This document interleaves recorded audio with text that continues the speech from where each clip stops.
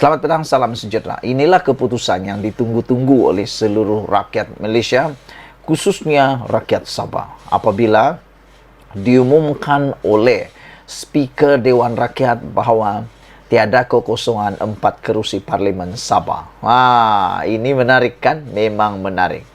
Walaupun dikabar-kabarkan bahawa 4 ahli Parlimen Sabah yang telah keluar daripada Parti Bersatu dipaksa, dan juga ada yang katakan mereka akan terpaksa untuk menjadikan kawasan kerusi mereka itu kosong dan mereka tidak akan menjadi ahli parlimen lagi itu dan akan diadakan pilihan raya kecil di kawasan mereka.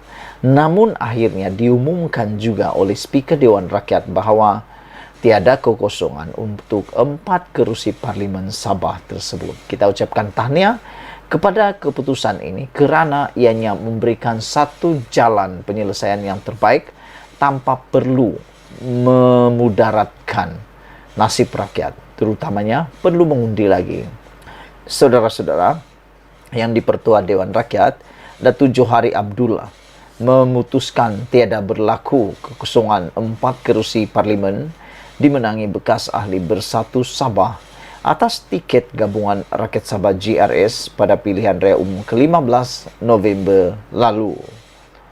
Perkara itu dimaklumkan seorang daripada ahli parlimen terbabit, iaitu Datuk Mat Bali Musa Sipitang, yang mengesahkan pihaknya telah menerima salinan surat daripada Johari yang ditujukan kepada Naib Presiden Bersatu merangkap Ketua Badan Pimpinan Bersatu Sabah, Datuk Seri Dr. Ronald Kiandi, berhubung keputusan dalam isu kedudukan 4 wakil rakyat berkenan.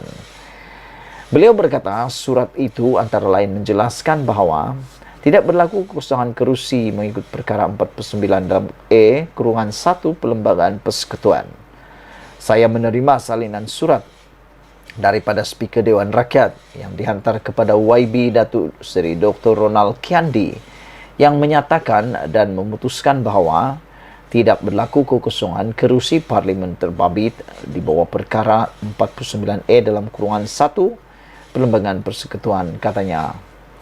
Selain Sipitang, 3 lagi kerusi parlimen ialah papar yang disandang Menteri Jabatan Perdana Menteri, Hal Ehwal Sabah, Sarawak dan Tugas-Tugas Khas, Datuk Armizan Muhammad Ali, Batu Sapi, Timbalan Menteri Pelancongan Seni dan Budaya, Khairul Firdaus Akbar Khan, dan Ranau Datuk Jonathan Yassin. Pada 29 Disember lalu, Ronald yang juga ahli parlimen Baluran dalam satu kenyataan berkata, Bersatu sudah menghantar notis kepada Johari untuk memastikan berlaku kekosongan luar jangka membabitkan 4 kerusi parlimen di Sabah. Ia susulan dakwaan bahawa 4 ahli parlimen itu melakukan kesalahan lompat parti berdasarkan undang-undang melarang ahli parlimen bertukar parti apabila bertindak keluar Bersatu Sabah dan menjadi ahli langsung dalam GRS yang diketuai Ketua Menteri Datuk Seri Haji Jinor.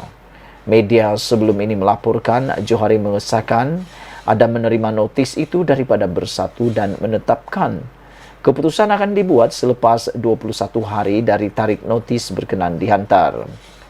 Sementara itu, Khairul Firdaus ketika dihubungi pula hanya meminta didoakan perkara baik-baik berhubung keputusan dibuat yang di-Pertua Dewan Rakyat dalam isu berkenan. Sekian dulu. Jangan lupa tinggalkan komen anda. Kita jumpa lagi, ikuti terus ulasan selepas ini. Selamat petang, salam sejahtera. Selepas beberapa minit diumumkan bahawa 4 kerusi parlimen di Sabah yang dikatakan lompat parti diumumkan keputusannya bahawa mereka tidak lompat parti dan tidak perlu mengosongkan kerusi parlimen mereka. Akhirnya Muhyiddin Yassin ambil langkah luar biasa dahsyat ini. Beliau ambil langkah yang memang mengejutkan seluruh Malaysia. Manakala tidak, beliau telah pun membawa dakwa Speaker Khilaf Bersatu kini membawa status 4 ahli parlimen Sabah ke mahkamah. Wah, kita harap mahkamah dapat mengambil keputusan yang segera untuk menentukan sama ada benarkah 4 ahli parlimen Sabah ini benar-benar telah lompat parti dan terpaksa meninggalkan kawasan mereka, bertanding semula dan dibubar semula kawasan itu untuk pilihan raya yang seterusnya. Bersatu mendakwa, Speaker Dewan Rakyat Johari Abdul terkilaf memutuskan tiada kekosongan 4 kerusi parlimen dimenangi bekas ahli parti itu atas tiket Gabungan Rakyat Sabah JRS pada PRU 15. Presidennya Muhyiddin Yassin berkata, Bersatu akan merujuk perkara itu ke mahkamah supaya keluhuran undang-undang sentiasa terpelihara selepas pihaknya percaya Johari membuat tafsiran khilaf berhubung perkara 49E dalam kurungan 3 Perlembagaan Persekutuan. Memandangkan kuasa mentafsirkan Perlembagaan Persekutuan dan undang-undang terletak pada mahkamah, Bersatu akan merujuk perkara ini ke mahkamah supaya keluhuran undang-undang sentiasa terpelihara, kata beliau lagi. Muhyiddin kata, saya percaya mahkamah tempat yang sesuai untuk mendapatkan keadilan. Dalam hal ini memandangkan yang dipertua Dewan Rakyat adalah daripada Parti Pakatan Harapan adalah pihak yang berkepentingan, katanya dalam satu kenyataan.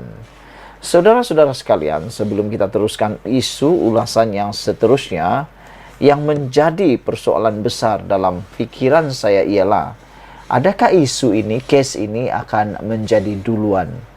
Karena kita takut kalau selepas ini ada lagi yang akan melompat dan meniru alasan mengapa mereka perlu tidak diisytiharkan sebagai lompat parti dan tidak perlu pula untuk mengosongkan kerusi mereka.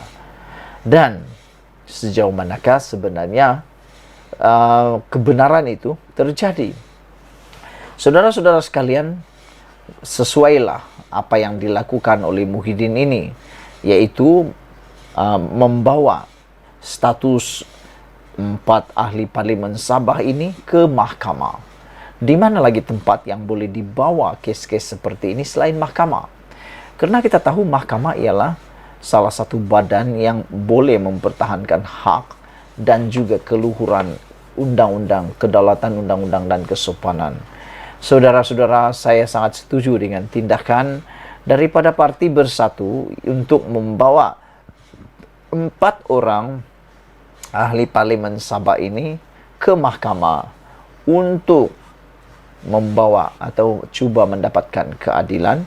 Dan kita nak tahu sebenarnya apa sebenarnya yang bakal berlaku kepada 4 ahli parlimen Sabah ini. Adakah mereka memang sebenarnya telah lompat parti dan bersalah dan perlu dipecat? Atau benarkah seperti yang dinyatakan di sini bahwa 4 ahli parlimen itu tidak perlu dipecat? Sekian dulu untuk kali ini. Jangan lupa kamu tinggalkan komen dan tekan butang subscribe. Kita jumpa lagi. Bye-bye.